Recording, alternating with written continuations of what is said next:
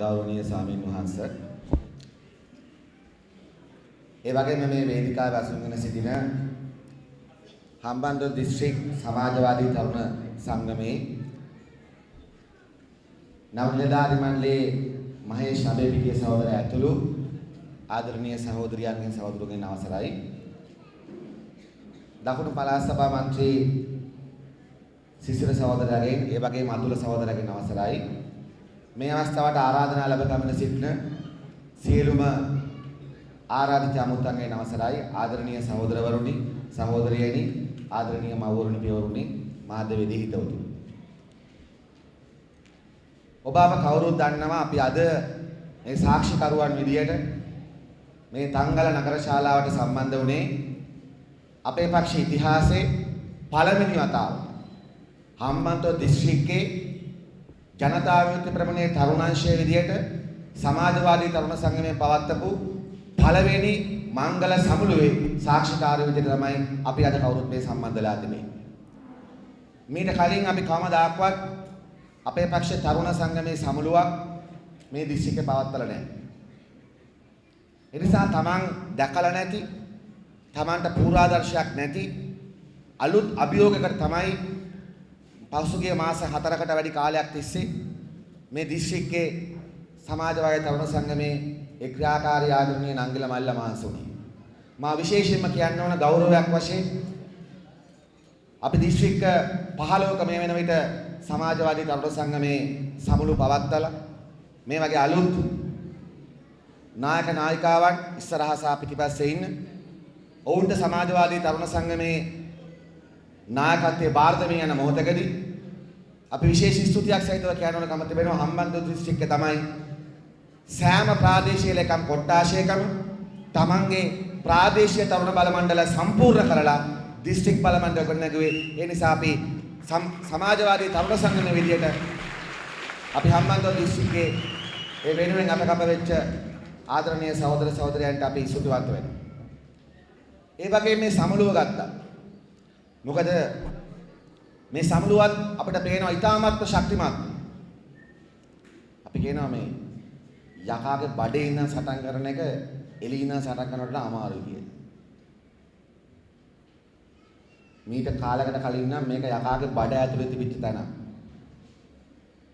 දැනුත් එක හොල්මන් කරනවා නෙමෙයි.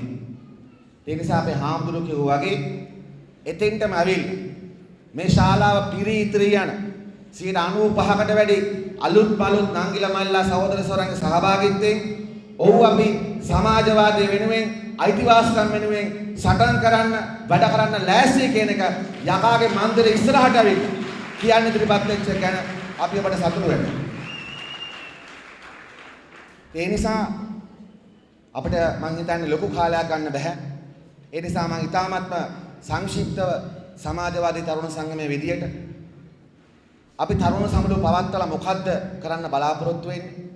ඇයි අපේ මාතෘ භූමියට තාරුණ්‍යයේ ශක්තිය අවශ්‍ය වෙන්නේ කියන ගැන කරුණු දෙක තුනක් කියන්න ඕනකම තිබෙනවා.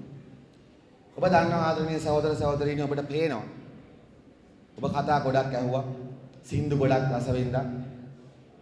ඔබට පේනවා මෙතන රෝහණ විජේක සහෝදරයාගේ, භගත් සිං සහෝදරයාගේ, ෆෙඩරික් එන්ගල්ස්ගේ, එර්නස්ටෝ චේ ගුවෙරාගේ පුවරු එල්ලලා තිබෙනවා.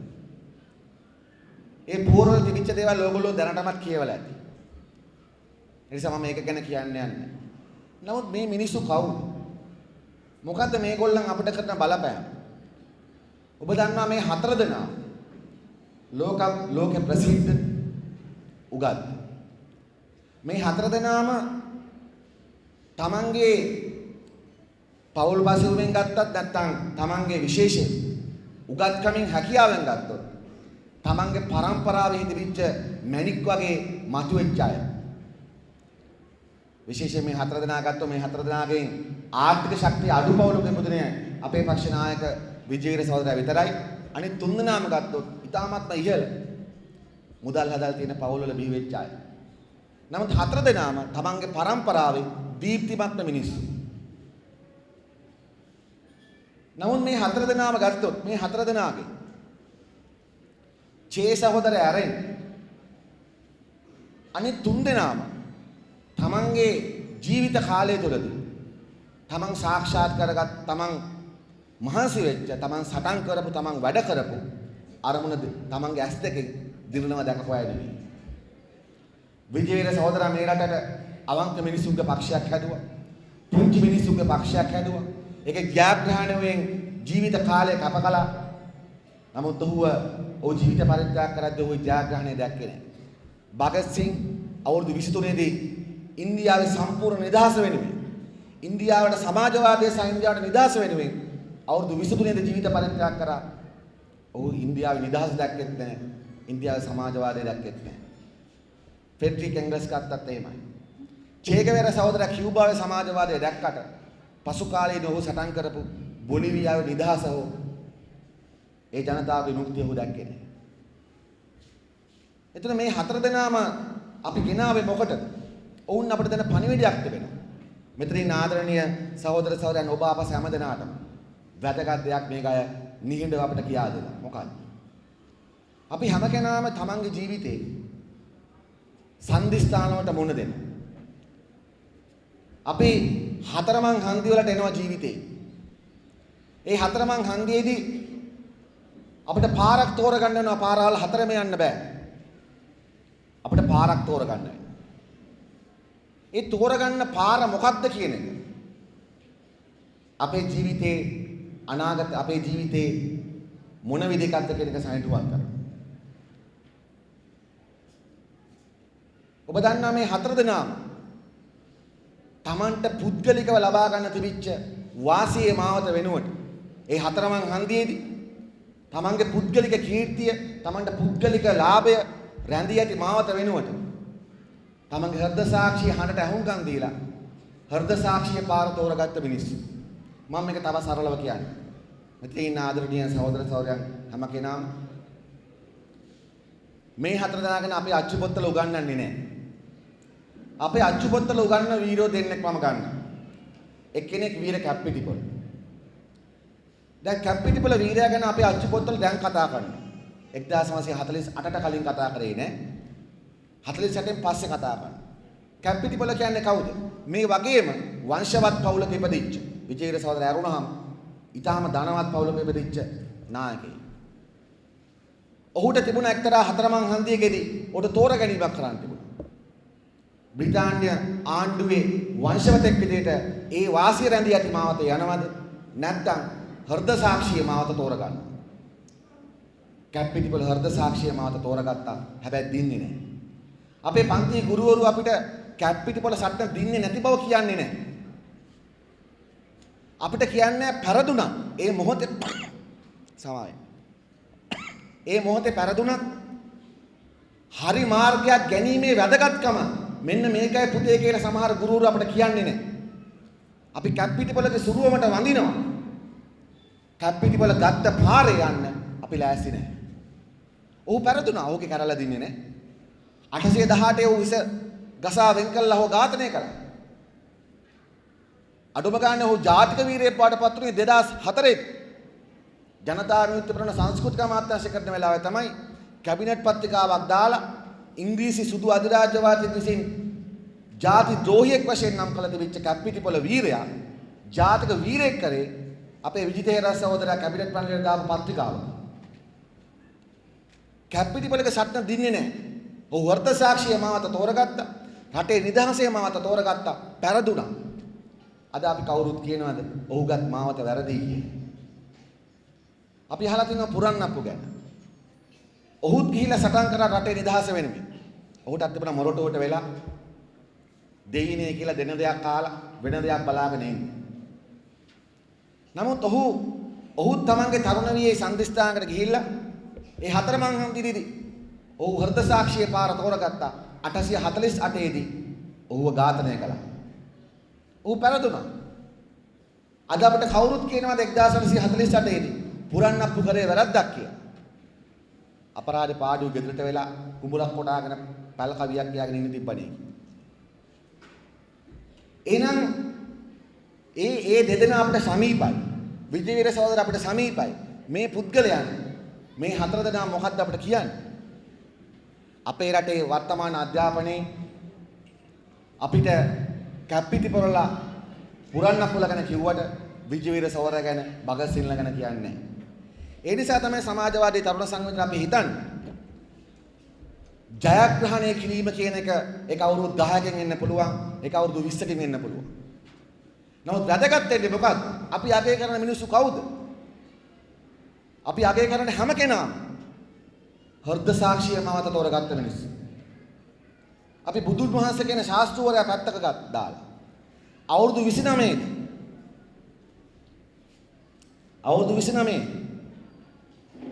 හෘද සාක්ෂියේ මාවත තෝරගත්ත සිද්ධාර්ථ කියන කුමාරයාගේ කතන්දරය ගත්තොත් ਉਹ තෝරගන්න මාවත මොකද්ද? වාසිය රැඳී ඇති මාවත නෙමෙයි. අපි ගරු කරන්නේ ਉਹ තෝරගත්ත හෘද සාක්ෂියේ පාර. ක්‍රිස්තුස් වහන්සේ තාත්තයි හම්බෙච්ච වඩු කර්මාන්ත කරගෙන ඉන්න තිබ්බා. අවුරුදු 28 දී මෙතන ඉන්න මේ වේදිකාවේ ඉන්න ගොඩක් නංගිලමයිලාගේ වයසේ අවුරුදු 28 දී ක්‍රිස්තුස් වහන්සේ තීන්දුව කරා වාසිය රැඳී ඇති මාවත වෙනුවට පුද්ගලිකත්වයේ මාවත වෙනුවට හතරමං හන්දියේදී හෘද සාක්ෂියේ මාවත තෝරගන්න. අපි සොක්‍රටිස් අගය කරන්නේ නැහැ. කොල්ලන්ගේ භාෂාවෙන් කියන පට්ට උගතේ. හැබැයි ඌ ඇත්ත කියලා ඌගේ ජීවිතය විනාශ කරන්න මරණ දඬුවම දෙන්න පාලකයන්ට අවස්ථාව හදලා දෙන්න. අපි ගරු කරන ගොඩක් අය මතක තියාගන්න ආදරණීය සහෝදරවරුනි වාසිය රැඳී ඇති මාවතේ කියපු අය නෙමෙයි. හෘද සාක්ෂියට අහුම්කම් දීලා ඒ පාර තෝරගත්තු අය. දේශපාලනඥයෝ ආගමික ශාස්ත්‍රවරු විතරක් නෙමෙයි කලාකරු. අපිට කපුගේ වෙනම දැනෙන්නේ නැහැ. ගොඩක් ගායකයෝ අතර කපුගේ කිව්වම වෙන මොකක්ද එකක් දැනෙන්නේ නැහැ. කපුගේකට වඩා දක්ෂ සංගීතඥයෝ මේ රටේ ඉඳලා තියෙනවා. නමුත් කපුගේ කිව්වම අපිට වෙන දෙයක් දැනෙන්නේ නැහැ. ඒ අර හෘද සාක්ෂියේ මාවතේ අඩියක් දෙකක් කර තියන්න උත්සාහ කරපු අය නිසා. අපි මාරි කියුරි ගැන විද්‍යාවේ පොත්වල කියවනවා. ඔබ දන්නවා මාරි කියුරි කියන විද්‍යාඥවරිය ලෝකෙ මෙතෙක් පහළ වෙච්ච ඉතාම විශිෂ්ටතම කාන්තා විද්‍යාඥයා. ඇය රේඩියම් කියන විකිරණය පරිශීලී මූලද්‍රව්‍ය පරීක්ෂා කළා පිළිකාවට බෙහෙත් හොයාගන්න. ඒ බෙහෙත් හොයාගත්තට පස්සේ ඇමරිකානු කම්පැනි ඇවිල්ලා යට කියනවා ඔකට පේටන්ට් එකක් අරගෙන ඒ පිළිකාව සම්බන්ධයෙන් දැනුම හොයාගත්තේ දැනුමට පේටන්ට් එකක් අරගෙන ඒක ඇමරිකන් කම්පැනිවට විකුණන්න අපි රුපියල් ඩොලර් කෝටි ගණනක් දෙන්නම් කියන. මාරි කියුරි මැතිනිය මොකද්ද කියන්නේ? ඇය කියනවා මට රේඩියම් හොයාගන්න තේරුණාට මට දැනුම විකුණන්න තේරෙන්නේ නැහැ කියලා. එයා දැනුම වික්කේ නැහැ. ඒ නිසා අපි ගැලිලියෝ ගැලලි ගත්තත් මාරි කියුරල ගත්තත් මේ හැම කෙනාම මොන විදිහේ අයද? මේ භගත් සිංහලා විජේවීර සහෝදරයා වගේ හෘද සාක්ෂියේ මාවත තෝරගත්ත මිනිස්සු. එහෙනම් මේ මාතෘ භූමියට අවශ්‍ය මොන විදිහේ අයද? මේකට වෙනස් කරන්න පුළුවන්කම තියෙයි. මේකට හරි පාට ගෙනියන්න පුළුවන්කම තියෙයි. මෙන්න මේ හෘද සාක්ෂියේ මාවත තෝරගන්න අයට. ඒ නිසා තමයි මෙතන ඉන්න ආදරණීය සහෝදර සහෝදරියන්ගේ සමාජවාදී තරුණ සංගමේ සමාජිකව වෙච්ච සමාජිකව වෙන්න හිතන් ඉන්න ඔබ අපි හැම කෙනාගේම ඉල්ලා හිටින් හෘද සාක්ෂියේ මාවත තෝරගන්න. එහෙම නැතුව වාසිය රැඳී ඇති මාවත හරිම කෙටි ඒක කවුරුත් ගණන් ගන්න එකක් නෙමෙයි. හොඳම උදාහරණේ එහා පැත්තේ ඉන්න මහින්ද රාජපක්ෂ මහත්තයා අපිට පෙන්වලා දීලා තියෙනවා. ඒ තමයි වාසිය රැඳී ඇති මාවතේ T20 වේගයෙන් යන්න ගිහිල්ලා අද මොකද්ද වෙලා තියෙන්නේ? අද නිකන් දේශපාලන පඹයක් බවට විකාරයක් බවට පත් වෙලා තිබෙනවා. එතුමගේ පුතාලට සල්ලි වෙන් කරලා හදපු තාරුණයට හෙටක් නිල් බලකායවලදකෝ අද නිල් බලකාය තියෙනවා. ඒ දවස්වල මේක එන්න බෑ කටවුට් වදිනවා මූණේ. ආණ්ඩුවට ජැක් ගහලා රටේ සල්ලි වලින් හදන තරුණ සංගම් අද අවතාර වගේ හොල්මන් වගේ හොයාගන්න නැති වෙලා කියලා කියනවා. නමුත් සමාජවාදී තරුණ සංගමය මේ රටට ආදරය කරන සාමාන්‍ය පන්ති මිනිසුන්ගේ සාමාන්‍ය පන්තියේ අම්මලාගේ දරුවගෙන් හැදිච්ච සමාජවාදී තරුණ සංගමය දවස්පතා දිනපතා ජනතාවට ලං වෙමින් වඩා පෝෂණය වෙමින් ඉස්සරහට යනවා. මොකද අපි තෝරගෙන තිබෙන්නේ හෘද සාක්ෂියේ පාර යන පිරිසක්. ඒ නිසා සමාජවාදය වෙනුවෙන් හොඳ දේ වෙනුවෙන් වැඩ කරන එක. ඒක හෘද සාක්ෂියට ප්‍රීතියක්. මෙතන ඉන්නවා ගොඩක් අය මෙතන ඉන්න නංගිලා මල්ලා සහෝදර සහෝදරයන් ගත්තොත් ඒගොල්ලන් මොකුත් කරගන්න බැරි જાති කට්ටිය නෙමෙයි. විවිධ රැකියා කරන තමන්ගේ උගත්කමින් විවිධ රැකියාවන් විවිධ අවස්ථාවන් ලබා ගත්ත කට්ටිය. නමුත් ඔවුන් මේ වගකීම ඉටු කරන ගමන් ඔවුන් හිතනවා තමන්ට වගේම තමන්ගෙන් සමාජයට පොදු යහපත සඳහා දෙයක් විය යුතුයි කියලා. ඒ නිසා සමාජවාද වෙනුවෙන් හොඳ දේ වෙනුවෙන් වැඩ කරන එක. අපි කියනවා සමාජවාදී තරුණ සංගමයේ විදියට ඒක විනෝදාත්මක දෙයක්. ඒ වගේම තමයි හොඳ දේ වෙනුවෙන් වැඩ කරනවා කියන එකත් එක්කම අපේ ජීවිතේ විනීමත් අවශ්‍යයි. අපි සාද මේ ප්‍රසංගේ මේ සමුළු ඇතුලේ පොඩි ප්‍රසංගයක්ත් ගියා. ඒ හැම සින්දුවක්ම අරගලයට ඒ හැම නටුමක්ම ඍජුව දේශපාලන අරගලයට සම්බන්ධ දේවල් නෙමෙයි. ඒක ආදරය ගැන. මොකද අද ආදරවන්තයන්ගේ දිනේ. ඉතින් ඒක තරුණයන්ගේ ආයිති දෙයක්. නිසා සමාජවාදී තරුණ සංගමය කියලා කියන්නේ දේශපාලනය, ආදරය, පරිසරය, මාතෘභූමියට තියෙන ආදරය මේ සියල්ල එකතු කරගත්ත සංවිධානය. ඒක සැබෑ තරුණයන්ගේ සිතුම් පැතුම් තියෙන දෙයක්. ඉතින් අපි අද උදේ මාතර බීච් ගාඩන් එකේදී වෙරළ උද්‍යානයේදී මේකට එන්න කලින් අපි ආදරවන්තයන්ගේ දිනයක් සම්බන්ධ කරලා කතා කරා. සමරුවා. මොකද්ද ආදරවන්තයන්ගේ දිනය කියලා කියන්නේ? දැන් අපේ සමහර අය වැලන්ටයින් ඩේ කියලා ඒක විවේචනය කරනවා.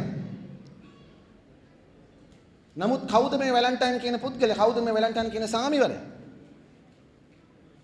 ඔබ දන්නවා මොකද මේ හැම දෙයකම තියෙන ඇත්ත අපිට අධ්‍යාපනයෙන් කියලා දෙන්නේ නැහැ. මාරි කියුරි රේඩියම් හොයාගත්තට මාරි කියුරි දැනුම වික්කිනා කියලා අපිට කියලා දෙන්නේ නැහැ. අද පෞද්ගලික වෛද්‍ය විද්‍යාවට විරුද්ධව අපේ රටේ වෛද්‍ය ශිෂ්‍යව අරගල කරනවා. මොකද්ද එතන තියෙන්නේ? දැනුම විකුණන්න එපා කියන සටන. ඒ සටන කවුද කළා තියෙන්නේ? අද ශිෂ්‍යව පමණක් නෙමෙයි, ත්‍රිමා විතරන පමණක් නෙමෙයි, විදේජාස් රේනාජ් සහෝදර විතරක් නෙමෙයි, සත්‍යපාල වන්දිගම සහෝදර විතරක් නෙමෙයි, මාරි කියුරිලා සටන් කළා තියෙන්නේ මොකටද? දැනුම විකුණන්න බෑ කියලා. එහෙම කිව්වමනේ අපිට ශක්තියක් එන්නේ. ඒක අපි අධ්‍යාපනයෙන් දෙන්නේ නැහැ.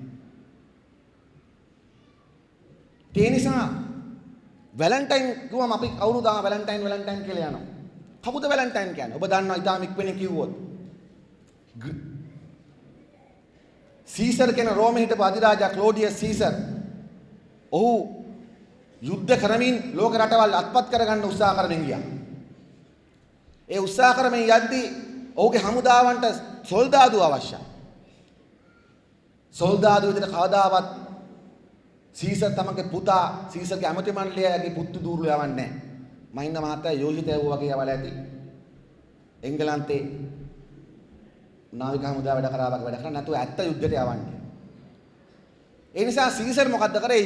ලෝකේ යුද්ධ කරන්න සීසර්ට කොල්ලෝ නා. ඒ නිසා තරුණයන්ට විවාහ වීම තහනම් කරා රෝමේ.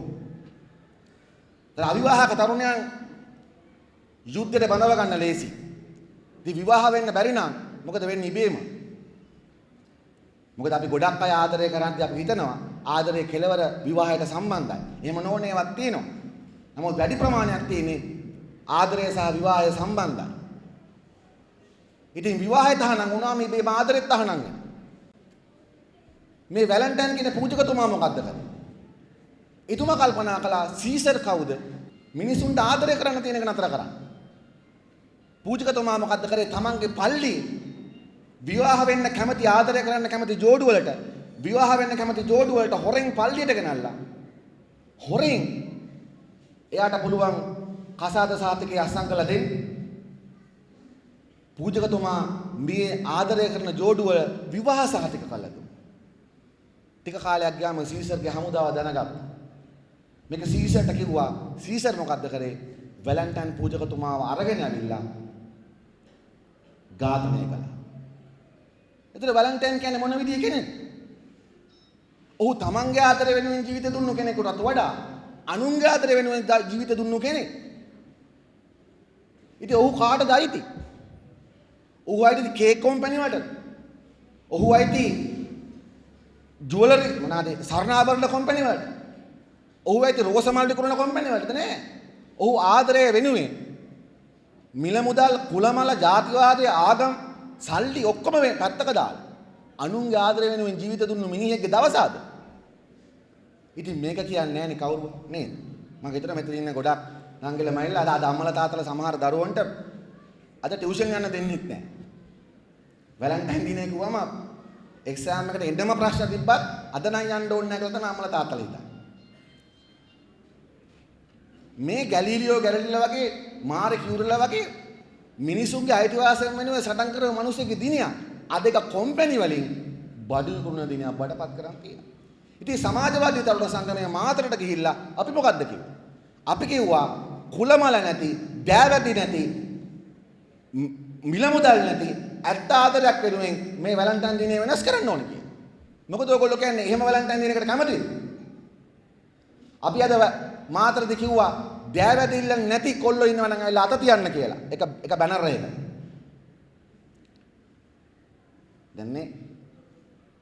දැන් හුඟක් නංගිලා මල්ලා පාවිච්චි කරන්නේ අලුත්ම ෆෝන් S7 කියයි i7 කියයි.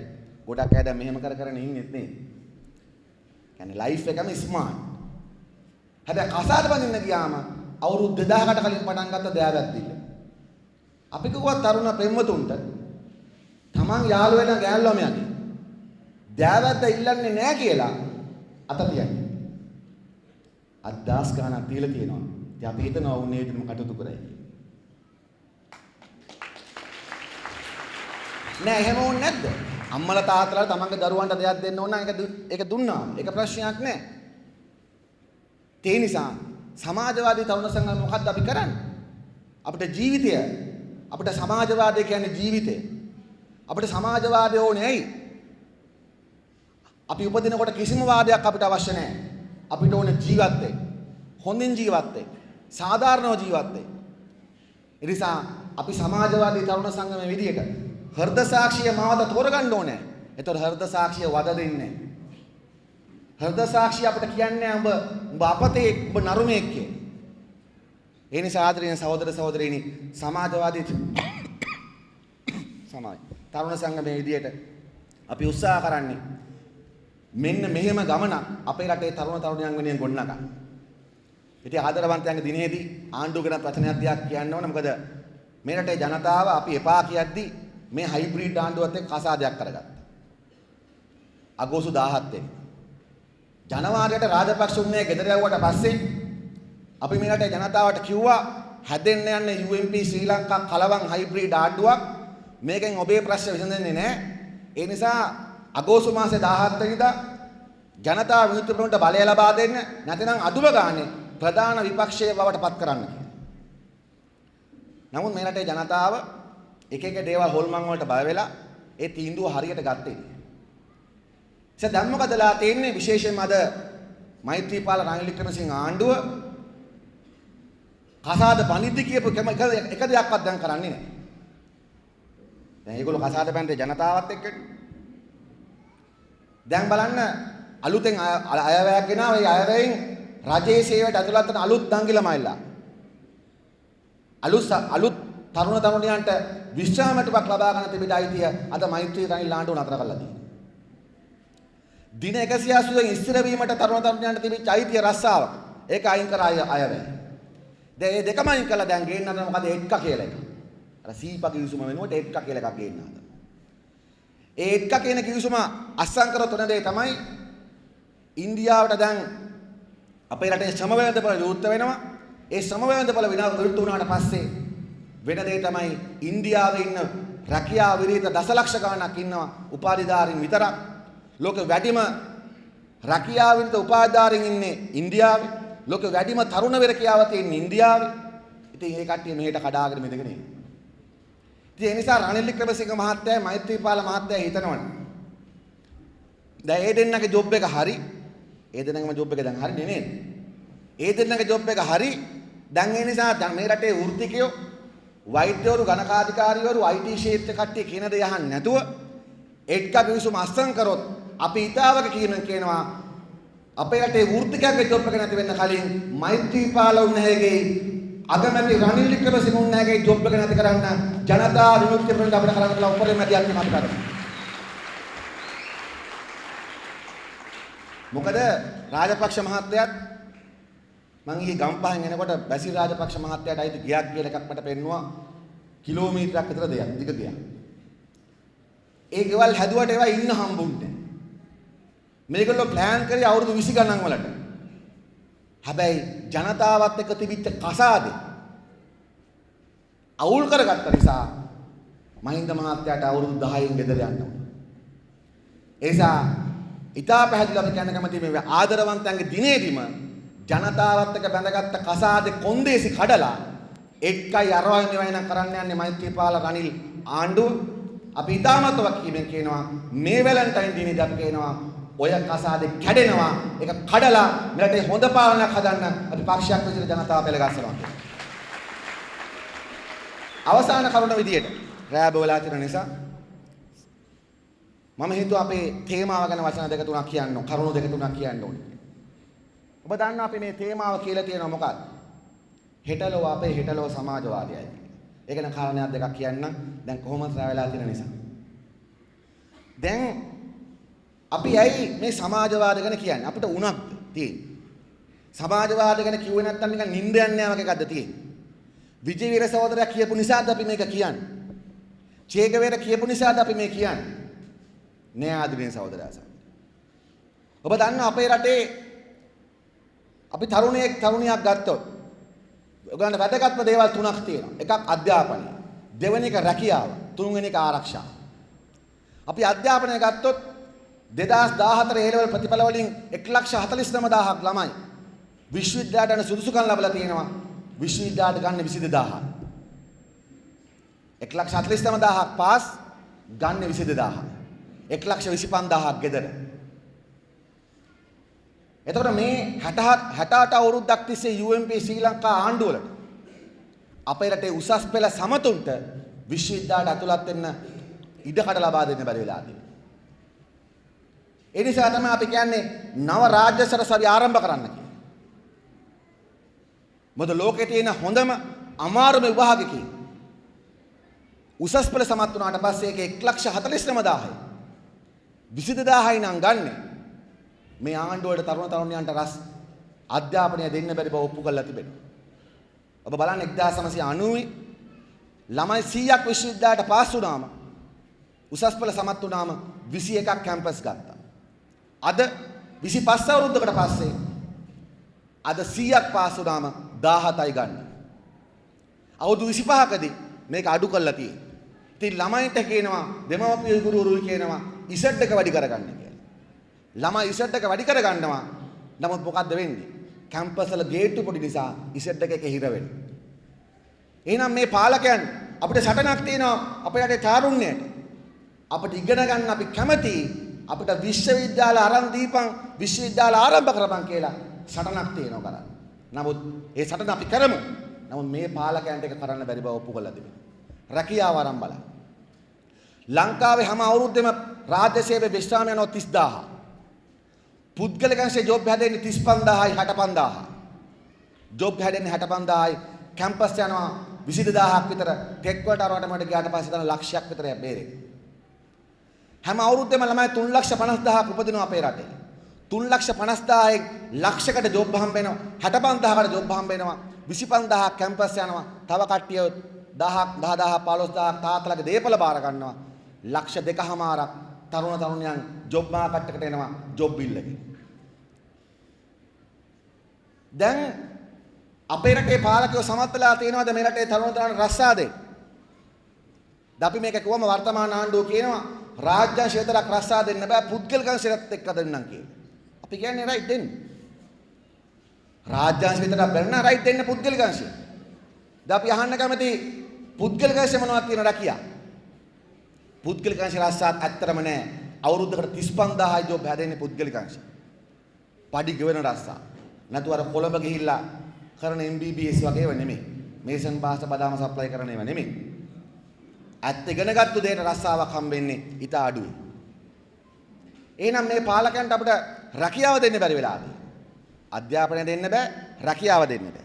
ඊට පස්සේ ආරක්ෂාව දෙන්නත් බෑ. රයිට් අපි කියමු. උඹලාගේ අධ්‍යාපනයත් එපා, රස්සාත් එපා, දෙයියනේ කියලා ඉන්න දීපන්. ඔබ දන්නවා පසුගිය සති 3-4කට කලින් අද කියන පුවත්පත වාර්තා කරා. මාස 9කට ස්ත්‍රී දූෂණ 1854ක් වෙලා තියෙනවා. මේ ඕන නාලිකාවක් බැලුවොත් අනිවාර්යෙන් මොනවද තියෙන්නේ? නිවුස් වල අනිවාර්ය අංගයක් තමයි ළමා අපචාරය. කවුද මේ ළමයි? හොඳට බලන්න මේකේ තියෙන පන්තිමය ස්වභාවය. මෙතන ඉන්න අම්මලා තාත්තලා කවුරු හරි අහලා තියෙනවද බලන්න. අවුරුදු පහුගිය අවුරුදු 10ට මොනවත් කමන්නේ මේ හම්බන්තොට දිස්ත්‍රික්කයේ ප්‍රධානම පෙළේ ව්‍යාපාරිකයෙක්ගේ දරුවෙක්. මම එහෙම ප්‍රාර්ථනා කරනව නෙමෙයි වෙන්න ඕනේ නැහැ කාටවත්. නමුත් මම නිකමට අහන්නේ හම්බන්තොට දිස්ත්‍රික්කයේ ප්‍රධාන පෙළේ ව්‍යාපාරිකයෙක්ගේ දරුවෙක් අපයෝජනයේ ලක් කළා කියලා ඕගොල්ලෝ ප්‍රවෘත්තියක් අහලා තියෙනවා. මාතර දිස්ත්‍රික්කයේ දකුණු පළාතේ ලොකුම ව්‍යාපාරිකයෙක්ගේ දරුවෙක් ස්ත්‍රී දූෂණයකට ලක් කළා තියෙනවා කියලා ඔයගොල්ලෝ අහලා තියෙනවා. ලංකාවේ ප්‍රභූ දේශපාලනඥයෙක්ගේ දරුවෙක් එහෙම වෙලා තියෙනවා කියලා ඔයගොල්ලෝ අහලා තියෙනවා. එහෙම නැහැ. කවුද සේයාසඳමිනි කියන්නේ? කවුද විද්‍යාලෝකනාഥන් කියන්නේ? මාවතගමදී ළඟදී වල දාපු පුංචි දරුවා කියන්නේ මොන වගේ කෙනෙක්ද? ගල්ගමේදී වල දාපු පුංචි දැරිවිය මොන වගේ පවුල් වල අයද? මේ අම්මා තාත්තා අපි වගේ සාමාන්‍ය අම්මා තාත්තගේ දරුවෝ. මේ අපචාරයට මේ පීඩනය ලක් වෙන්නේ ලොක්කන්ගේ නෙමෙයි. ඔබේ නංගිලා මැල්ල ඔබේ දරුවෝ. ඉතින් අද ගෑනු ළමයට ආරක්ෂාවක් නැහැනේ. දැන් සමහර ගෑනු ළමයි පිරිමි ළමයෙක් හොයාගන්නේ මොකටද ඇත්තට? සිකියුරිටි ජොබ් එක, සිකියුරිටි ගාඩ් වැඩේට. ඇයි මාතර කෝස් එකකට ගිහිල්ලා හවස 7ට රංගලට අවිල්ලා බැස්සොත් ගෙදර යාම සුම්මා. ඉතින් ඩික්වලෙන් නම් හිතේ ඉන්නේ මොකද්ද? ගෙදර යන්නේ කොහොමද අඟ බේරගෙන? හා බොරුද මං කියන්නේ. සමහර තාත්තලාගේ සමහර අයියලාගේ ප්‍රධාන ඩියුටිය මොකද්ද අවසායෙන් පස්සේ? අම්මා හරි නංගි හරි ගෙදරට එක්කගෙන. ඒ තරුණියන්ගේ ඛේද වාචක. ආරක්ෂාවක් නැහැනේ. කොල්ලන්ගේ තත්ත්වය මොකක්ද? තරුණයන්. ඔබ දන්නවා අද ලංකාවේ 2013 අවුරුද්දේ කුඩු විකුණලා අත්අඩංගුවට අරන් තියෙනවා 69000. 69000 කුඩු විකුණලා අත්අඩංගුවට ගත්ත කියන්නේ කුඩු ගහන ප්‍රමාණය අඩු ගානේ වගේ දෙගුණයක්වත් වෙන්න ඕන. يعني ලක්ෂ දෙකක්වත් කුඩු ගහනවා මේ රටේ. රටේ තියෙන පවුල් ලක්ෂ 50යි. ලක්ෂ දෙකක් තරුණයෝ කුඩු ගහනවා කියලා කියන්නේ හැම පවුල් 25කට මේක කොල්ලෙක් කුඩු ගහනවා. ඒක එන්නේ වැඩි වෙනවා. කවුද? මෙතන ඉන්න ආදරේ නංගිලා මල්ලාගේ යාළුවෝ. ඔයගොල්ලන්ගේ අයියලා අක්කලා නම් මල්ලිලා. ආරක්ෂාවක් නැහැනේ. සීඩී වෙනසා ගැනීම කොච්චරද? සීඩී වෙනසා ගැනීම වලින් හම්බන්තොට දිස්ත්‍රික්කේ තාමත් කප් එක ගහලා තියෙන්නේ. තනමල්ලිලා සහ තිස්සමහාරාම තමයි ලංකාවේ දැනුත් ඉහළින්ම වැඩිම සීඩී වෙනසා ගැනීම අනුපාතක ඉන්නේ. අපි ලෝකේ තරුණ සීඩී වෙනසා ගැනීම වලින් ලෝකෙ දෙවෙනි ස්ථානයේ. මේ දවස්වල අපිට පොඩි ජොලියක් තියෙනවා මේ සාෆ් ගේම්ස් වල මෙඩල්ස් ආවිලා නේද? නමුත් අපිට තව ගොඩක් පදක්කම් තියෙනවා. ලෝකේ CD විනාශා ගැනීම වලින් තරුණ අයගේ අපි ඉන්නේ දෙවෙනි ස්ථානයේ. මතක තියාගන්න ලංකාවේ දවසකට 14ක් CD විනාශා ගන්නකොට ඒකේ 20 ගුණයක් ළමයි උත්සාහ කරනවා CD විනාශා ගන්න. 280ක් මැරෙන්න හිතනවා 14ක් මැරෙනවා. මට වඩා අපේ කාරක සභාවේ ඉන්න වෛද්‍යවරු දෙන්නේ ඒ දෙන්නගෙන් ඕන දැනගන්න පුළුවන් ගොඩක් ඉස්පිරිතාලේට කේස් වල තත්ත්වය මොකක්ද කියලා. ඉතින් අපිට ජීවිතේ නෑ. හරි උඹලගේ අධ්‍යාපනයත් එපා. රස්සත් එපා. ජීවත් වෙන්න දෙන්න. ඒකත් නෑනේ. ඒ නිසා තමයි අපි කියන්නේ මේ පාලකයන්ට ඔබට ඒ අධ්‍යාපනය රැකියාව ආරක්ෂාව දෙන්න බෑ කියලා. අපි කියන එක සමාජවාදයට පුළුවන් කියලා. සමාජවාදයට පුළුවන් වෙන්නේ කොහොමද? ඒක අස්පනා අපිට ලෝකෙ කළා තියෙන නිසා. අපි ළඟදී හම්බන්තොට දිස්ත්‍රික්කයේම අපි පැවැත්වුවා අපේ රටේ අපේ තරුණ සංගමයේම විශාල තරුණ කඳවුරක්. ඒකට ආවා ලංකාවේ කියුබානු තානාපතිතුමා. එතුමා කියපු කරුණු දෙක තුනක් මම කියලා මගේ කතාව නතර කරා. අපි සංසන්දනය කරා. ලංකාවයි කියුබාව කියන සමාජවාදී රාජ්‍යය. මතක තියාගන්න. අපේ රට කියුබාවට වඩා 10 ගුණයක් සම්පත් වෙන රටක්. අපිට කියුබාවට වඩා සමාජවාදය තුලේ 7-8 ගුණයක වේගකින් දියුණු වෙන්න පුළුවන් රටක්. කියුබාව ඉතිහාසය අවුරුදු 250යි. අපේ 2500යි. අපිට තියෙන උරුමයන් මහා ගොඩක්. නමුත් එසේ තිබියදී මම මේ සංසන්දනය කරන්නේ සමාජවාදය වෙනුවෙන් වැඩ කිරීම තාරුණ්‍ය කළ යුතු දෙයක් කියලා පෙන්වන්න ඕන නිසා. නැතුව විජේවීර සහෝදරයා කරපු නිසා විතරක් නෙමේ අපි සමාජවාදය වෙනුවෙන් වැඩ කරන්න ඕන. මම උදාහරණ දෙක තුනක් ඉතා ඉක්මනින් කියන්නම් අධ්‍යාපනයට ගියොත්.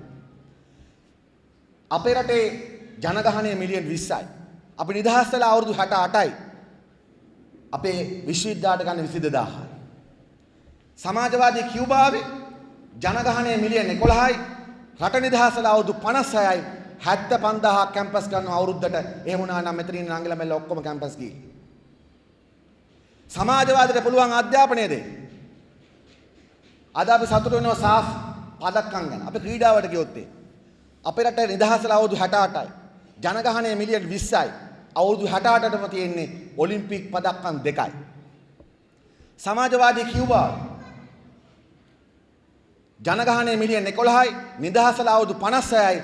ඔලිම්පික් පදක්කම් අන්තර්ජාතික පදක්කම් 384ක් තියෙනවා. මිහිමත ජනගහනයට සාපේක්ෂව වැඩිම ක්‍රීඩා පදක්කම් තියෙන රට සමාජවාදී කියුබා මිසක් ඇමරිකා එක්සත් ජනපදයේ නෙමෙයි.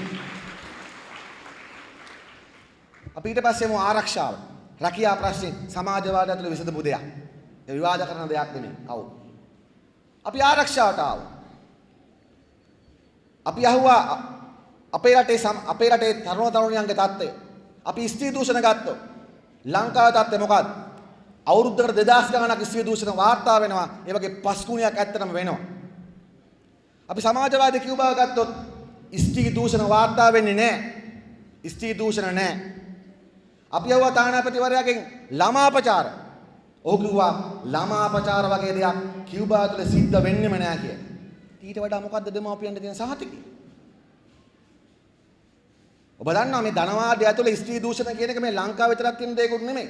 ලෝකෙ වැඩියෙන්ම පාසල් ශිෂ්‍යාව දූෂණය වෙන්නේ කොයි රටේ? ලෝකෙ වැඩියෙන්ම පාසල් ශිෂ්‍යාව පාසලේදී දූෂණය වෙන රට තමයි රනිල් වික්‍රමසිංහ මහත්තයා උදේ හවස වන්දනා කරන ඇමරිකා එක්සත් ජනපදය. හැම පාසල් දරුවෝ පස්තරෙන් ගෙන එක්කෙනෙක් ඇමරිකාවේ ඉස්කෝලේ දූෂණය වෙනවා. ඒක තමයි ඇත්ත. දැන් ඔයගොල්ලෝ හැම නංගි කෙනෙක් මල්ලි කෙනෙක්ම දැන් ෆෝන් පාවිච්චි කරනවා නේද? දැන් නෙට් ගිහිල්ලා බලන්න. අපිට පෙන්නනවා ඇමරිකාවේ කොරියාවේ ජීවිතේ නිකන් ස්මාර්ට් ෆෝන් එකක් වගේ ස්මාර්ට් කියලා. අපිට ඇත්ත කියන්නේ රටවල් වල. ලෝකෙ වැඩිම පාසල් දරුවෝ දූෂණය වෙන්නේ ධනේශ්වර ඇමරිකාවේ. නැතුව සමාජවාදී කියුබාවේ හරි වියට්නාමයේ හරි නෙමෙයි. ඇමරිකාවේ ප්‍රයිවට් ජෙට් තියෙන මිනිස්සු අතරම ලක්ෂ 550 හිඟන්නු ඉන්නවා. ගෙවල් නැතුව පාරවල් යන්නේ බුදියනවා. කියුබාවේ ලෝකෙ තියෙන එකම අගනුවර එක මිනිහෙක්වත් පාරේ බුදියන්නේ නැහැ. තමුන්නා දන්නවා තංගල්ලේ වුණත් තව රෑ 11 12 යනකොට බස් ස්ටෑන්ඩ් එකේ බුදියන වැඩිහිටියෝ 7ක් 8ක් අපිට හම් වෙනවා. කොළඹට ගියොත් 1000ක් විතර ඉන්නවා. ලෝකේ එක අගනුවරක් තියෙනවා. රෑට මිනිස්සු පාරේ බුදියන්නේ නැති ලෝකේ එකම එක අගනුවරක් තියෙනවා. ඒ සමාජවාදී කියුබාවේ හවානා අගනුවර විතරයි. වැඩිහිටියෝ දාලා යන්නේ නැහැ තැන් වල. හරියට අපි අවසාන මාතෘකාවට එමු. ස්ත්‍රී දූෂණ නැහැ කියලා කිව්වා. අපි යවුවා තානාපතිවරයාගේ කුඩු තත්ත්වය මොකක්ද? ඔහු කිව්වා 1982න් පස්සේ කියුබාව තුල කුඩු ජාවාරම සම්බන්ධ සිද්ධියක් වාර්තා වෙලා නැහැ කියලා. සමහරවිට යන සංචාරකෙක් දෙන්නේ කුඩු මොනවාද අරන් ගිහිල්ලා එක්කෙනෙක් දෙන්නේ කැටි ඒවට හැබැයි වෙච්ච. නමුත් අපේ රටේ වගේ වසංගතයක් නැහැ. අපි අව සීඩී නසා ගන්නේ. අපේක්ෂා බංගත්ත නිසා තමයි සීඩී නසා ගන්නේ. සමාජවාද තුළ සීඩී නසා ගැනීම නැහැ. ඊටාම අඩුයි. අපි සමාජවාදී කියුබාව ගත්තා. ඉතින් බලන්න. සමාජවාදී කියුබාවට අපිට අධ්‍යාපනය දෙන්න පුළුවන්, රැකියාව දෙන්න පුළුවන්, ආරක්ෂාව දෙන්න පුළුවන්. ඉතින් ඒක ඒ වෙනුවෙන් වැඩ කරන එක වැරදිද? ඊට පස්සේ අපි දේශප්‍රේමී. දැන් මෙහා පැත්තේ ඉන්නේ ලංකාවේ ලොකුම බොරු දේශප්‍රේමියා. අල්ලපු වැටේ. දැන් මේ වගේ බොරු දේශප්‍රේමීන් නෙමෙයි. ලෝකේ සැබෑ දේශප්‍රේමී රාජ්‍ය මොනවද? ලෝකේ ලොකුම හමුදාව තියෙන ඇමරිකා එක්සත් ජනපදය. නමුත් ඇමරිකා එක්සත් ජනපදය මේ මිහිමත යුදමය වශයෙන් පරද්දපු රටවල් දෙකක් තියෙනවා. ඒ රටවල් දෙකම මතක තියාගන්න සමාජවාදී වියට්නාමය සහ සමාජවාදී කියුබා මිසක් එක ධනේශ්වර රටකටවත් බැරිලා තියෙන ඇමරිකාව දන ගස්සන්න. සමාජවාදය තමයි පුළුවන් මිනිස්සු එකතු කරන්න. රට වෙනුවෙන් සටන් කරන්න. රාජපක්ෂලා හොරකම් කරන ගමන් මිනිස්සුන්ට සටන් කරන්න කිව්වට එන්නේ නේ. ඒ නිසානේ දැන් බොරුවට ජිනීවා කිය ඇවිදින්. නමුත් වියට්නාමේ හෝ චි මින්ලට කියුබා ෆිදෙල් කාස්ට්‍රෝ වලට පුළුවන්. මොකද ඔවුන් අවංක නිහතමානී නායකයෝ. මන්දිර හදාගෙන නැහැ. පුත්තු හඳට යවන්න හදලා නැහැ. ඔවුන් අවංකව වැඩ කරපු නිසා ජනතාව ඔවුන් එක්ක එනවා ඕන දුරක් යන්න. ඒ නිසා රටට ආදරේ නම් එතන ඒක තියෙන්නේ සමාජවාදය ඇතුලේ. ඒ නිසා ආදරණීය සහෝදර සහෝදරීනි අපි හම්බන්තොට දිස්ත්‍රික් තරුණ සමළුවේ අපි ඔබෙන් ඉල්ලා සිටින්නේ ඔබට අද සටනක් තිබෙනවා. අලුත් විශ්වවිද්‍යාල වෙනුවෙන් අලුත් රැකියාව වෙනුවෙන් අද සටනක් තිබෙනවා. ඒ වගේම ඔබේ සටන හෘද සාක්ෂිය මාවත යන තෝරගන්න. ඔබේ ජීවිතයේ හෘද සාක්ෂිය මාවතත් එක්ක යන්න තෝරගන්න.